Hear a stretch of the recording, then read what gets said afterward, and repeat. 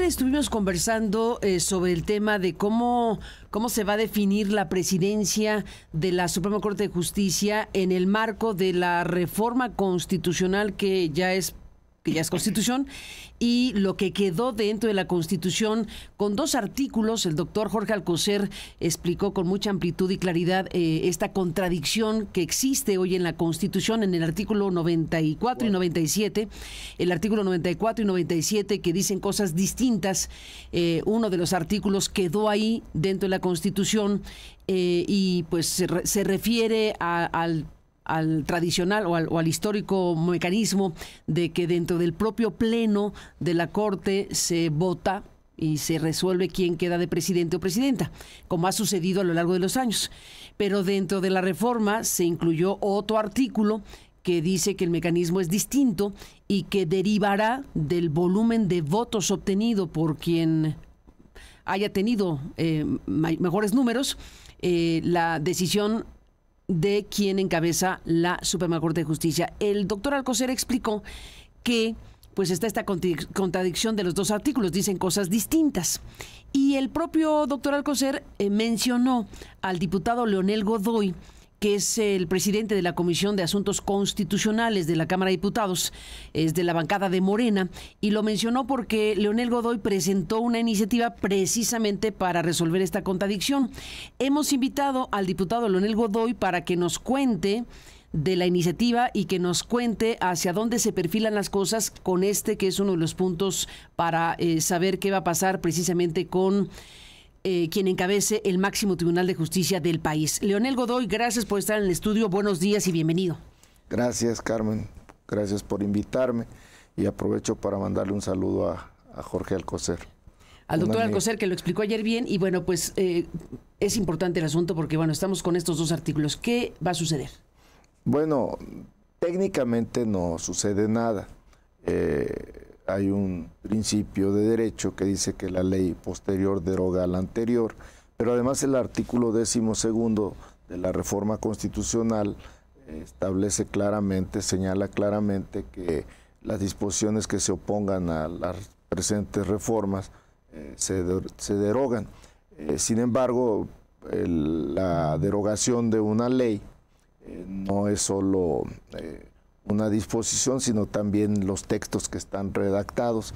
En el artículo 94, el párrafo tercero, se establece una nueva modalidad de elegir a los presidentes o presidentas de la Suprema Corte de Justicia de la Nación, que es, como tú lo mencionaste muy bien, por el número de votos que obtengan cada uno. Y rotativo en los próximos años. Cada 2 años, primer lugar, inicia, que parece ser que va a ser el abogado Hugo Aguilar Ortiz. Que lleva más votos.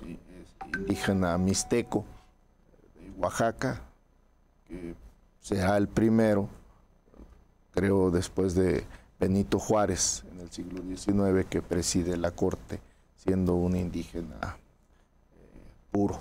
Y el segundo lugar lo hará dentro de 2 años y así sucesivamente. Que se perfila Lenia Batres para el siguiente los otros 2 años, y después pareciera ser que es Yasmín Esquivel quien seguirá. Pero esta disposición, que es clara, que define perfectamente cómo será electo el nuevo presidente en este caso, y pues en eso no hay problemas técnicos, pero quedó ahí el artículo 97, el párrafo sexto, establece que todavía quedó ahí sin que lo hubiéramos quitado. Quitado, derogado, y yo tengo parte de esa responsabilidad porque yo era miembro de la Comisión de Puntos Constitucionales en agosto, cuando se hizo el dictamen de esta reforma para elegir al presidente de la Corte, y se nos quedó ahí. La verdad es que no lo vimos, y creemos que por un asunto más bien de pulcritud constitucional, como tú señalaste. En el corte te mencioné que pulcritud fue la palabra. debe de derogarse formalmente, o sea, modificar este párrafo tercero de la... no modificarse, derogarse este párrafo sexto del artículo 97. Y se le llama técnicamente antinomia, pero pues contraposición... Contradicción. Contradicción. Sí, son dos textos de la misma Constitución que son contradictorios. Así es. O sea, dicen cosas distintas del mismo asunto. Entonces, tú dices, técnicamente no habría problema si no hubiera esa iniciativa. Pero no. Aún sin la iniciativa. Aún sin iniciativa, pero como la iniciativa ya está, entonces la iniciativa va a proceder. No es iniciativa, ya es dictamen. Ya es dictamen. Tuvimos una reunión de la Comisión de Puntos Constitucionales el 20 de mayo, creo, y ahí se aprobó el dictamen que ya lo tiene en sus manos la mesa directiva de la Cámara de Diputados. Creemos que debería de ser parte del periodo extraordinario que se realizará en este mes de... Pues tiene que ser antes de septiembre. Tiene que ser antes de septiembre porque la toma posesión los nuevos ministros el 1 de septiembre.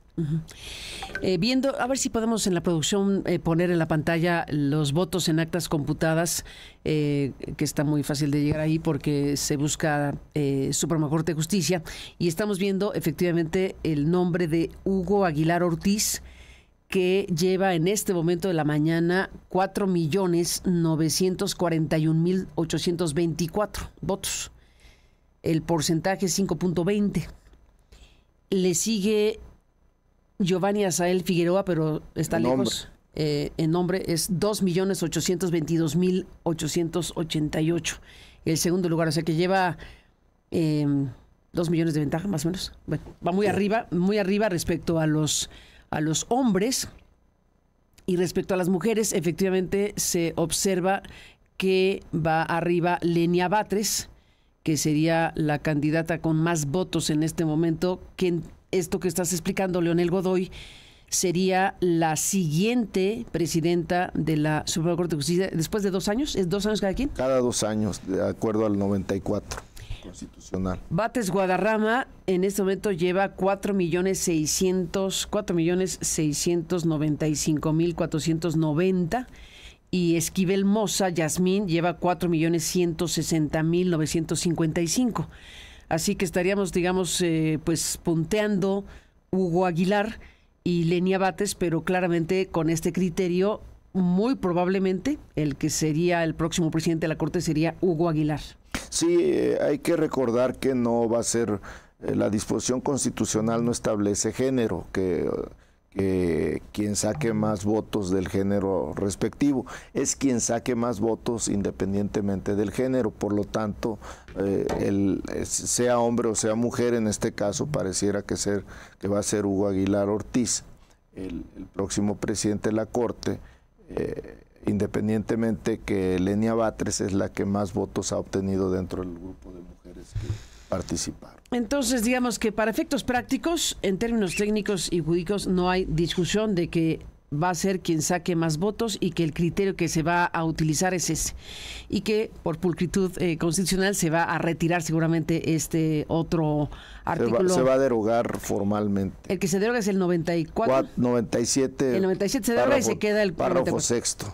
Y se queda el 94. Queda vigente plenamente. Bueno, está vigente plenamente, pero ya cuando alguien abra la Constitución se va a encontrar solo ese párrafo tercero del 94 y ya no va a estar el párrafo sexto del 97. Creemos que es lo mejor que debe hacerse. Pues Leonel Godoy, gracias por la explicación que nos das esta mañana sobre este punto en específico que tiene que ver con esta cuestión constitucional, y te apreciamos que estés aquí para explicarlo. Ya que estás aquí, ni modo que no te pregunte, ¿qué dices al respecto de toda la discusión abierta en torno al propio proceso, a la reforma en su conjunto, a la elección en específico, el debate centrado pero no únicamente en la muy baja participación, porque está el debate abierto sobre si 13 millones o 11 millones o 12 millones de mexicanos es un fracaso rotundo este número o es un éxito total, como dice la presidenta? En esos extremos estamos.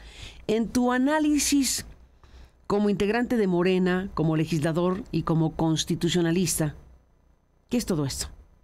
Bueno, fue consecuencia de todo el proceso que desde el 5 de febrero del 24, el presidente presentó, el entonces presidente Andrés Manuel López Obrador presentó iniciativas de varias reformas a la Constitución, entre ellas la reforma del Poder Judicial, y desde un inicio la oposición no estuvo dispuesta a participar, y tampoco la Corte.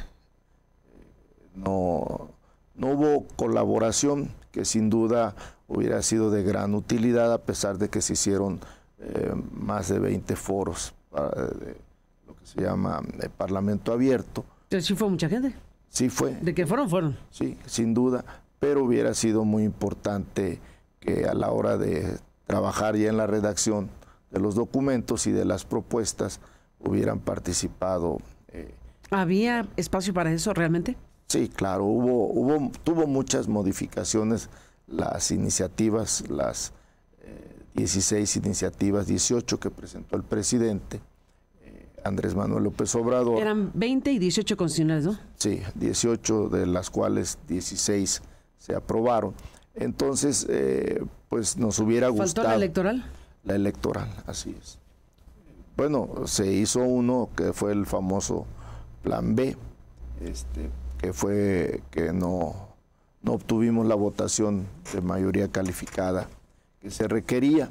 Entonces fue todo un proceso donde hubo siempre la oposición de los partidos de la derecha, y que para nosotros, pues, cuando menos para mí, me hubiera gustado que hubiéramos trabajado en varias cuestiones que hubieran ayudado más a que la elección de antier, del 1 de junio, hubiera tenido mayor participación. Fue un llamado abierto a no votar, que previamente, reitero, estuvo dibujada totalmente una posición de no estar de acuerdo con la reforma, y tienen derecho, pero me parece que hubiera ayudado más si hubiéramos entre todos trabajado esta reforma constitucional del Poder Judicial. ¿Hubiera habido espacio para cambiar algo desde el punto de vista, realmente? Bueno, reitero, sí hubo cambios, pero me parece que la oposición, al participar, pues hubiéramos tenido una oposición también activa en la votación del 1 de junio. Yo no creo en la unanimidad. A mí me parece que todos los órganos colegiados, todos los órganos colectivos deben de tener participación de las minorías, y yo creo que en este caso, salvo algunas personas destacadas de los gobiernos de la derecha, participaron. Sí lo hicieron, por cierto, en las elecciones locales, en Chihuahua, en Aguascalientes, en Querétaro. Claro que lo hicieron, pero en el tema del Poder Judicial Federal, a mí en lo personal me hubiera gustado que hubieran participado más candidatos de la derecha. Pues Leonel Godoy, lo que tenemos ahora, déjame citar al estimado Alberto Asís Nasif, el doctor Alberto Asís, que escribe su artículo en El Universal. Hoy dice: el nacimiento del Poder Judicial guinda. Tú dices, a mí no me gustan las unanimidades. Un Poder Judicial guinda. Bueno, yo creo que es una afirmación que demasiado atrevida. Yo creo que lo que más bien sucedió es que no hubo candidatos de la derecha que hayan participado con mayor fuerza, porque la derecha decidió no participar. A mí no me parece... No querían legitimar algo en lo que no creen, es lo que dijeron. Nosotros en el 94 no estábamos de acuerdo con la reforma de Zedillo, sin embargo no nos opusimos a ella.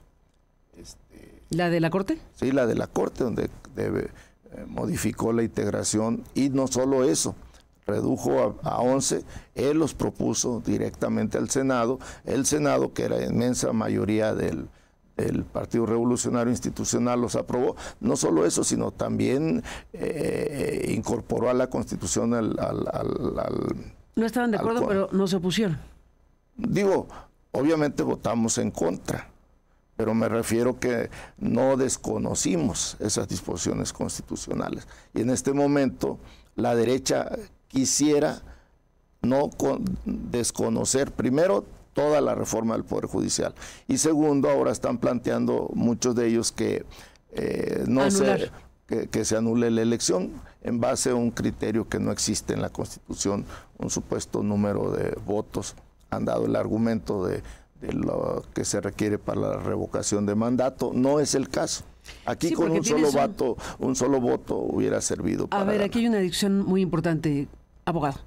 Está la legalidad que está ahí, la que existe, discutida o lo que sea, pero la que existe, y está la legitimidad. Es un proceso con las características que sabemos y la legitimidad quedó dañadísima, con un porcentaje de votación muy pobre y una discusión abierta muy fuerte al respecto del tema. ¿Qué me dices de la legitimidad de todo esto? Yo creo que sí tiene legitimidad, no solo la votación en sí mismo, que fueron 13 millones de votos, sino cómo se llegó a esta reformas a la Constitución en base a casi 36 millones de votos que obtuvo Claudia Sheinbaum, que fue la impulsora, una vez que tomó posesión, de estas reformas constitucionales.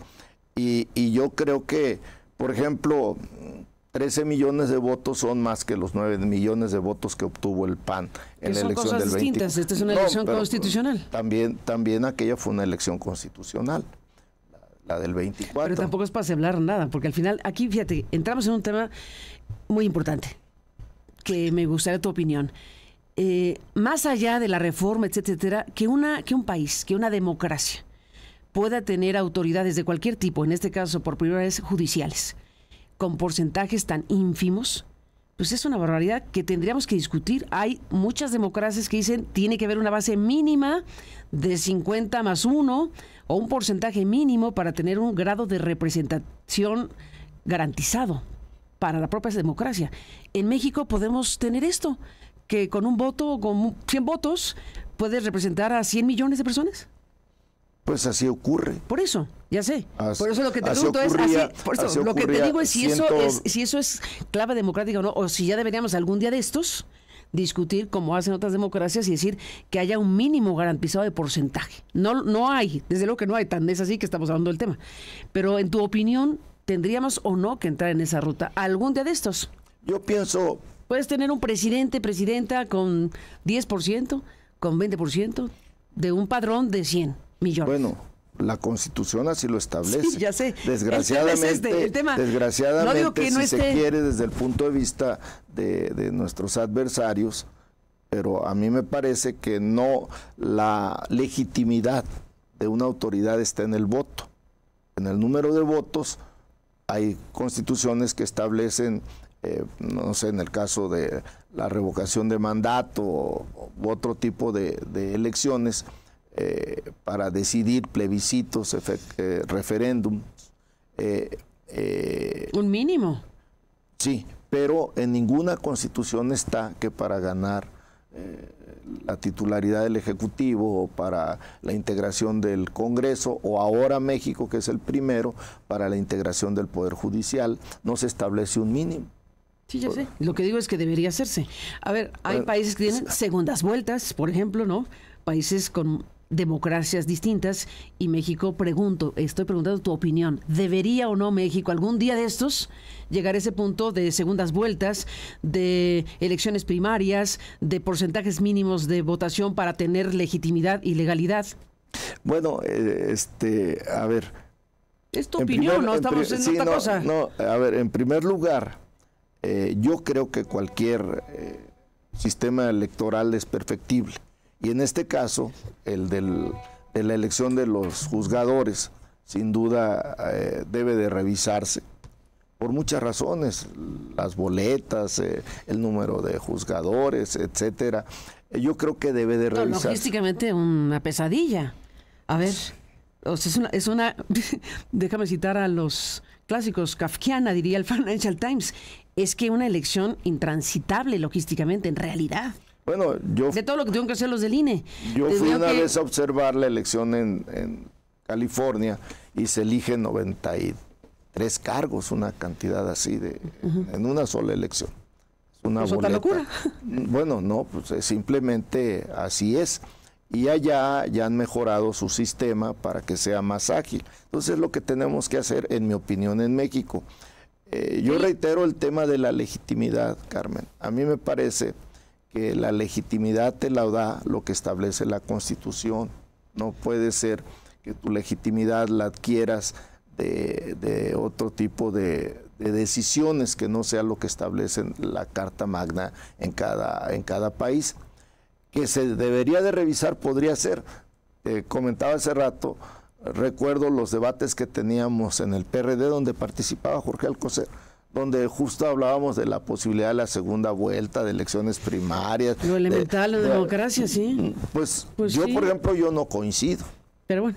O sea, a mí me parece, en ese sentido, que la segunda vuelta ya te pone un esquema maniqueo donde tienes que votar por uno o por otro, cuando los países son un mosaico ideológico y que debería estar más bien representados todos en ese mosaico ideológico y no obligar al final al elector a decidir sobre uno de dos cuando tú habías votado previamente por pero otro. depuras la lista y entonces ya queda mucho más fuerte el porcentaje de por quién votó la gente. Pero por eso, hay opinión al respecto. Reitero, ese debate lo tuvimos mucho en el PRD.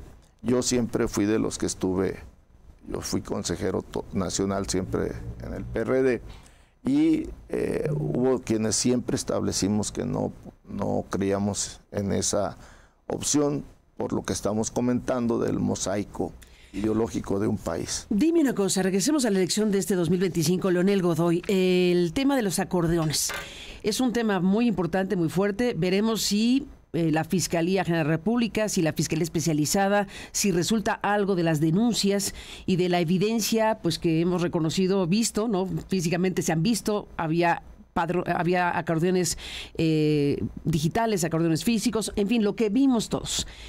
En términos de la legalidad de este proceso,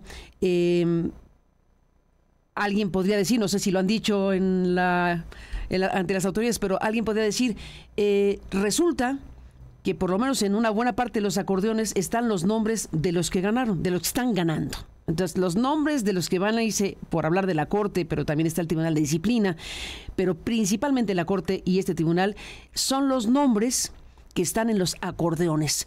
Eso alguien diría, pues que una autoridad resuelva si impactó o no, si fue inducido masivamente el voto o si hubo instrucciones para votar. Ese es el tema también. Bueno, creo que el acordeón era necesario. Un tipo de acordeón, sí. Cuando tú lo haces en tu casa, es diferente. Hay acordeones personales, esos se podrían valer por la complejidad de la elección, es una cosa, pero esta otra es otra cosa. Sí, por ejemplo, yo duré 20 minutos votando. Sí, eso está bien, eso es parte del proceso. Porque fui viendo los nombres y estuve decidiendo. Sí. No, es que ese es el tema de lo que decidió el INE, en mi opinión, correctamente.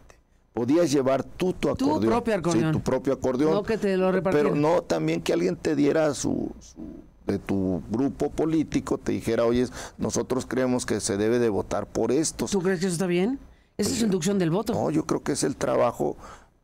¿Cómo le haces en una elección?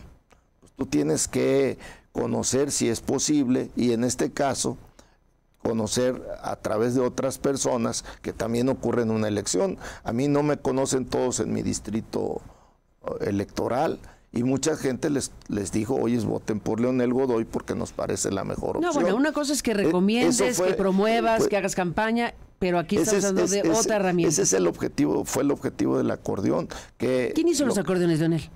Pues mucha gente hizo acordeón. ¿Hizo Morena acordeones? Hizo acordeones. Te reitero, no fueron los partidos políticos, eso no puede ser. Hubo acordeones que mucha gente hizo donde te hacía propuestas. No, los propios aspirantes. Pero esos acordeones están impresos a colores que reprodujeron incluso los simuladores del INE, etcétera. ¿Quién los hizo? ¿Quién los pagó? ¿Quién los distribuyó? Reitero, en mi caso, en el caso de mi distrito, que fue donde yo estuve promoviendo la elección del 1 de junio, nosotros reiteramos 1000 veces en decenas de reuniones que estaba prohibido que los partidos políticos participaran, pero que cada quien tenía derecho a decir por quién podría votarse. Lo que no se podía hacer es ahí en la casilla decirle, oye, te dije que votaras por alguien. Yo creo que la complejidad de esta elección obligaba, si querías hacer un voto más razonado, a decidir, como tú dices, algunos lo hicieron en su casa. En mi caso yo llevaba una lista, pero volví a revisar a la hora que estuve en la casilla, porque estaban los nombres y pues algunos los conocía, otros no. No, sí, en tu derecho individual de ir a votar, eso sí. Ese es el papel del acordeón legítimo. Sí, de ese acordeón legítimo, pero hay acordeones que no lo fueron. Pues habría que revisar en qué casos se dieron así. En el caso de mi distrito, reitero, nosotros tuvimos reuniones, muchas reuniones con militantes. Sí, pero tú ves más allá de tu distrito, que es muy importante tu distrito, por supuesto, y lo que te tocó vivir directamente, pero tú eres un legislador político de Morena, etcétera, y estamos hablando de qué pasó en el país completo y qué efecto causó o no causó este ejercicio de distribuir masivamente acordeones con los nombres de los que van ganando. Yo reitero que es como parte de una campaña el que alguien haya hecho acordeones. Lo que yo creo que no se podía, y lo dijo claramente el INE, es que tú llevaras esos acordeones impresos o que llegara alguien ahí. Pero una campaña promovida ¿por quién? ¿Pagada por quién? ¿Con el dinero de quién? ¿Con los recursos de quién? Porque hay acusaciones graves, incluso, seguro lo viste, el Reforma publicó ahí, se presentó denuncia por parte del PAN ante la Fiscalía General de la presunta utilización de dinero público en el caso de la Ciudad de México. Se habló de pago de 8,000 pesos a los que distribuyeron los acordeones. Todo eso está ahí en la exposición pública de un asunto que, bien a bien, no sabemos si tendrá consecuencias desde la Fiscalía, desde el Tribunal Electoral, pero al final está eso ahí, como parte de lo sucedido. Yo pienso que obviamente el INE y luego el tribunal tendrán que resolver las denuncias que se presenten. Yo creo que así debe de ser. Pero a mí en lo personal me parece que el acordeón era necesario. El acordeón legítimo, tú le llamaste el acordeón legítimo con razón, porque bueno, sí, claro, a ver, era tan compleja la elección que si quien decidió ir a apuntar a eso, yo no le veo problema ese acordeón legítimo. No estamos hablando de ese acordeón legítimo, sino de lo demás. Pero es que de lo que parecen ser las instrucciones para votar, vote por estos números, que además los números no había otra manera de poder procesar esa elección. Entonces los números facilitaron la manera de decir vote por estos. Sí, pero también aprenderse los números no era un asunto tampoco de extrema inteligencia. Yo, por ejemplo, yo todavía recuerdo el 30 para el Tribunal de Disciplina Judicial, que es un paisano que yo de todas maneras revisé. El 30 corresponde a Gildardo Galinzoga, sí, entonces lo anoté, aunque yo ya llevaba mi lista. Y hubo a la mera hora nombres que cuando vi la boleta, pues me parecieron que había que cambiar, y eso hice en algunos casos. Pero todos llevábamos una lista, Carmen. ¿La lista la hiciste tú o la hizo Morena? Cada quien hizo su lista para llegar ahí. Te pudieron haber hecho propuestas. Yo no le veo eso tampoco que tiene de malo. ¿La Dirigencia Nacional de Morena hizo propuestas? La Dirigencia Nacional de Morena no hizo propuesta. Y yo creo que de ningún partido. Yo no vi en alguna parte, en los estados donde gobierna Acción Nacional, que la dirigencia del PAN haya orientado, o más bien hecho un acordeón que dijera que era de parte de Acción Nacional. No, no participaron. No, sí participaron. En Chihuahua, claro que participaron. En Aguascalientes. No, en los estados, claro. Sí, no tienes razón. Los políticos de oposición en los estados, desde luego participaron. Hay acusaciones contra el de Nuevo León muy fuertes, por ejemplo. A eso es a lo que me refiero. Yo no vi a la dirigencia de MC orientando a través de acordeones el voto en Nuevo Dime León. una cosa, Leonel Godoy, legislador de Morena. El Tribunal de Disciplina. Se le ha llamado a este Tribunal de Disciplina Tribunal de Inquisición. ¿Qué opinión te merece como constitucionalista, abogado, el hecho de que haya una figura como un tribunal de este calibre, de esta naturaleza, que según los críticos mayores están diciendo, eso es una espada de Damocles de la corte para abajo? Un tipo de Tribunal de Disciplina que sustituirá al Consejo de la Judicatura, más o menos, ¿no? Pero que tendrá estas características. ¿Qué me dices de ese tribunal? Porque mencionaste a tu candidato. Bueno, reitero lo que te dije al principio. Cuando menos en mi caso, soy abogado, en la reforma del 94 yo dije exactamente eso del Consejo de la Judicatura, porque no estábamos acostumbrados a que hubiera un órgano que revisara las actuaciones de los juzgadores. ¿Qué va a hacer ahora el Tribunal de Disciplina Judicial? Pues también va a revisar la de todo el Poder Judicial. Incluyendo a los ministros por arriba de la Corte. Pues en esta función nada más, no en la jurisdiccional. En esa el órgano superior es la Suprema Corte de Justicia de la Nación. Es en el tema solo de la evaluación que en mi opinión debe de hacerse de todos, incluidos los ministros, porque antes los ministros no eran evaluados por nadie.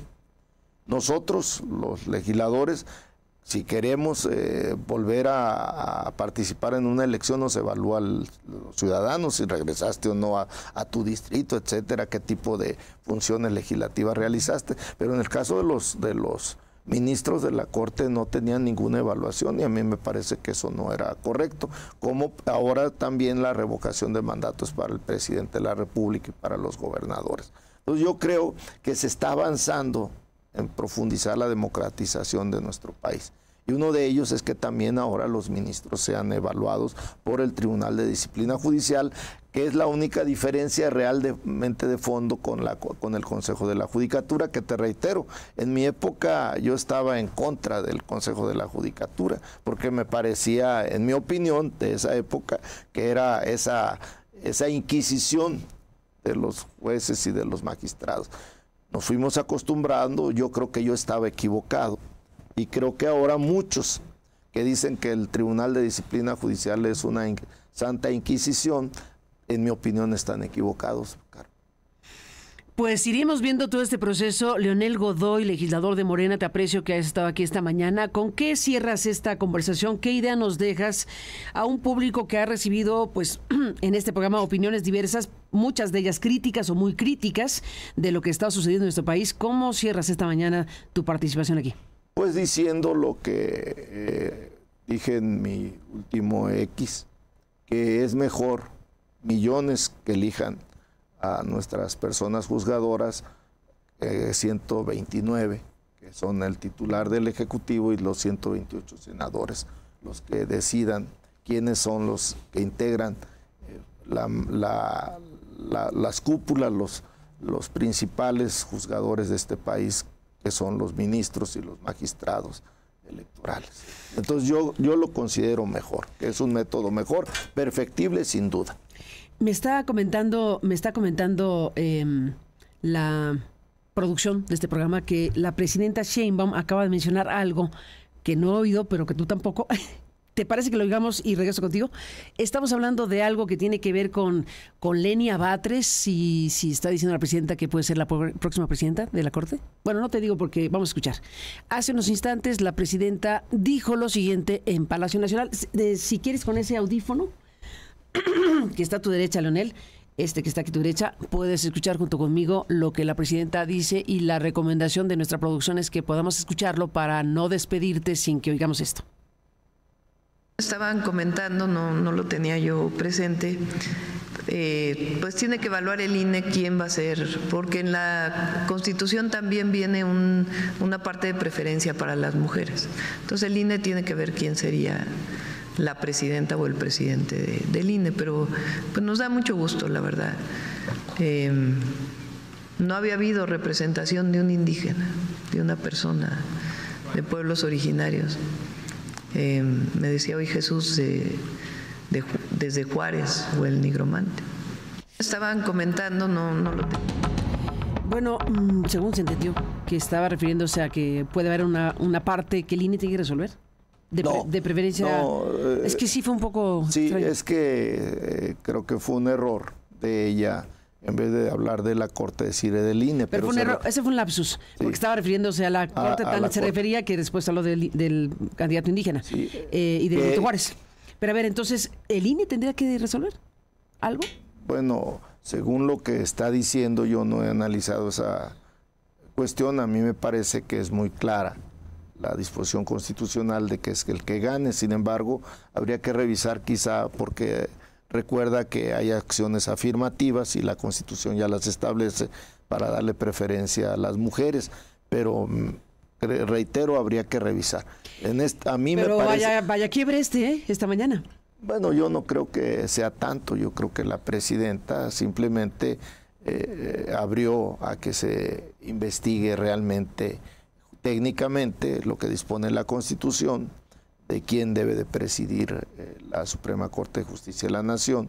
Ella lo dejó abierto a que revisemos, porque para ella, si la Constitución establece la preferencia para las mujeres, pues tendría que ser Lenia Batres. Si la Constitución, como a mi juicio lo dice el 94, párrafo 3º, no señala el género, sino el número de votos, pues creo que sería Hugo Aguilar Ortiz. Pero pues entonces habría que revisar esto. Yo no recuerdo que en ese sentido haya una acción afirmativa en la Constitución en preferir a la mujer sobre el hombre, independientemente del número de votos. En relación al tema de la Suprema Corte de Justicia. Exactamente. Aunque haya el tema de acciones afirmativas diversas, ¿no? Sin duda, en diversos espacios, pero aquí en este punto específico, tú que eres constitucionalista, no tienes el registro de que en la Corte haya una disposición que indique que haya... En la Constitución haya algo que indique acción afirmativa. En este caso. En este caso, respecto a la Suprema Corte de Justicia. Recuerda que una de las grandes reformas del Poder Judicial que se hizo es la equidad, la igualdad en el número de juzgadores y de juzgadoras. O sea, en eso no puede haber una cantidad mayor de hombres sobre mujeres o a la inversa. Entonces, creo que ese es uno de los grandes avances, cuidar Bueno, a ver, en la boleta había hombres y mujeres. Sí, pero si tú te fijas, donde eran 3, eran 2 mujeres y un hombre, salvo en las integraciones donde ya tenías una cantidad de mayoría de mujeres, pero en los impares siempre tiene que ser mujer. Pero aquí, bueno, deja aquí el asunto de que no está definido quién presidirá la Suprema Corte de Justicia, que le comentaron a la presidenta que la Constitución da preferencia a las mujeres y que el INE debería definirlo. ¿Es el INE quien le toca hacer eso? Bueno, el INE va a contar los votos. ¿Qué es lo que está haciendo? Es lo que va a hacer. Pero la definición, fíjate qué cosa tan tremenda. La presidenta piensa que el INE tendría que... Yo no escuché que dijera que el INE... A ver, si quieres escuchamos de nuevo, porque fue una declaración que tiene ahí un poco de confusión. Déjame regresar con la declaración y la volvemos a oír, si te parece. Estaban comentando, no lo tenía yo presente, pues tiene que evaluar el INE quién va a ser, porque en la Constitución también viene una parte de preferencia para las mujeres. Entonces el INE tiene que ver quién sería la presidenta o el presidente del INE, pero pues nos da mucho gusto, la verdad. No había habido representación de un indígena, de una persona de pueblos originarios. Me decía hoy Jesús desde Juárez o el Nigromante. Pues esto fue lo que dijo. Sí, yo creo que sí, habría que revisar esa parte. Yo la comenté al inicio de la entrevista que me hiciste el favor de hacerme, que no hay disposición en esta reforma del 94 que establezca que aunque sea el hombre el que tenga más votos, será una mujer. No, del 94, no, del 2024. ¿Perdón? De la reforma del 24. Sí, perdón, la reforma no, la del 94 de Cedillo, del 90, 24. No, el 94 constitucional. Ah, ya, es que fíjate, la reforma del 94 de Cedillo, la del 2024 de López Obrador y el 94 constitucional. Sí, así es, todos terminan en 4. Sí, la reforma que se hizo al artículo 94, párrafo 3º, establece que será presidenta o presidente de la Corte el que obtenga más votos, es lo que dice esta disposición. Habría que revisar qué dice alguna otra de las reformas que se hizo, porque te reitero, en el caso de los órganos juzgadores colegiados, fue muy claro, el INE puso donde eran impares más mujeres que hombres.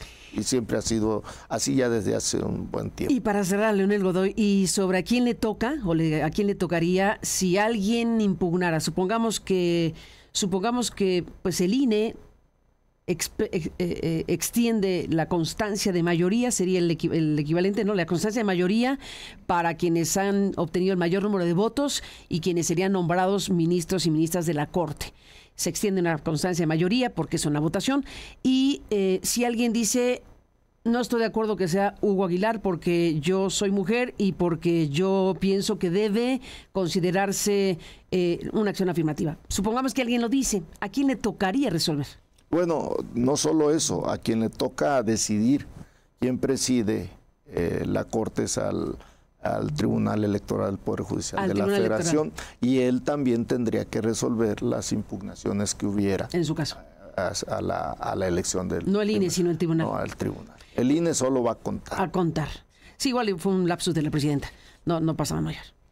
Sí, porque reitero, sí está claro que en los órganos que tienen números nones, siempre es mayoría las mujeres. Pero en este caso, yo no he revisado, habrá que revisar al salir de aquí, qué dice la Constitución, pero lo que establece el 94, fracción tercera, es que el que obtenga más votos. Bueno, pues ahí está. Y el 97, aún si no lo llegan a quitar, eso... Simplemente no está vigente ese párrafo sexto del 97 constitucional, pero a mí me parece, por pulcritud constitucional, que debería de desaparecer. Leonel Godoy, gracias por estar aquí esta mañana. Seguiremos hablando y gracias por tu cita.